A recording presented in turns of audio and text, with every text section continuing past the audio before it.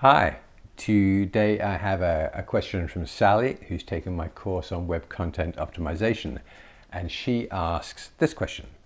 I'm working with a client who wants me to create a lot of new content pages, which is great, congratulations. But as I look through their site, I see a lot of existing pages that could be improved. Should I mention this? Is there a benefit to improving existing pages? So, Sally, I love this question. I think I love it in particular because I can't remember anyone asking me this before. And I think it's a really important question. And the short answer is yes, absolutely. There is benefit to improving on older existing pages and posts and articles on a website.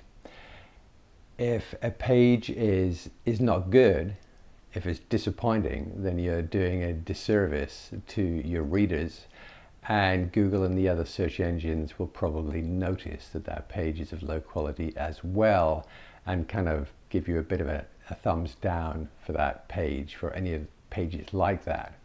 So we could probably talk about this for hours. So, but I'm just going to look at three things. So, Sally, as you want to talk to your client or you want to go through those pages, here are three things to consider. One, and I don't know the age of that site, but if there are pages or posts on the site that predate February of 2011, those pages deserve extra scrutiny. So how come?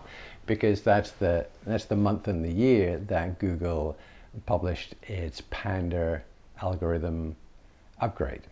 So, and update. So, and what happened there is that basically Google was fed up with all the low quality content flooding the web and kind of upped the ante in terms of what it considered acceptable in terms of page quality.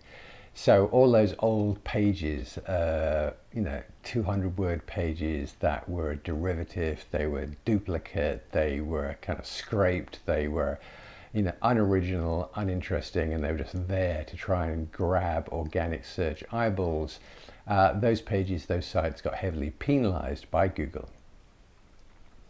Now, I remember at that time going back to all my older pages, because it's not that I was being bad, it's just that Google changed the rules in 2011.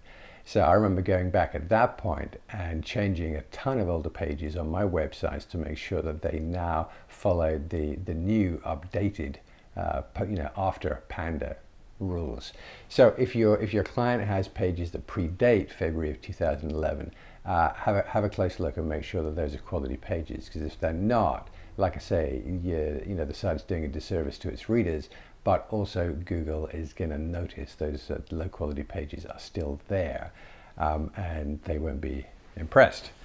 The other thing that I look at when I'm looking at older pages, if I want to make sure that they're still kind of up to snuff, is I look at the metadata. I look at the meta title and I look at the meta description.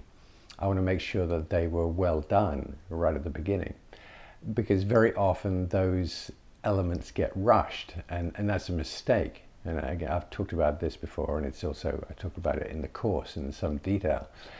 But the traditional meta tags, that title tag, that's what appears as like a headline in organic search results.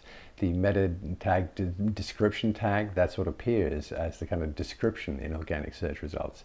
So those should be written very well and very carefully, and very often they're not. So there's an opportunity to go back and improve on those.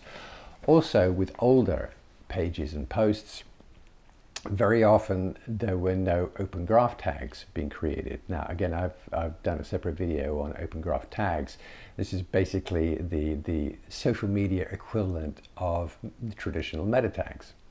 So you can use traditional meta tags to optimize for organic search, and then separately you fill in the open graph tags to optimize for social media, for shareability. Older pages very often will not have open graph tags attached, so that's definitely something you can do.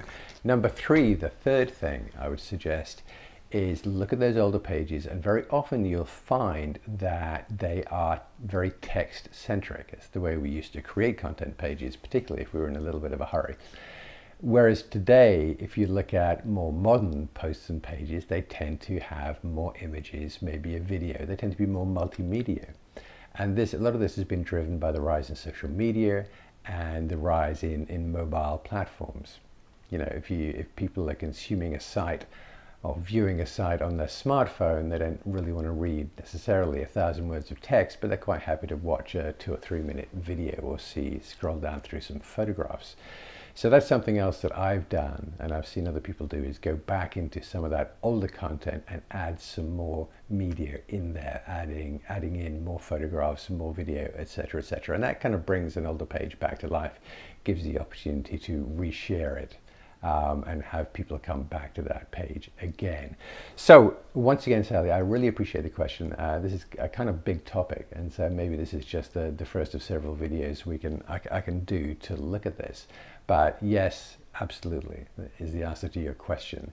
And it's going to it'd be interesting to see how it goes with your client, because like I said at the beginning, very often businesses are very focused on the creation of new content. And sometimes, you know, who knows whether they will want to apply the time and resources to upgrading some of that older content. But yeah, I think it's a very good idea and can definitely be to their advantage. So go for it. And thanks again.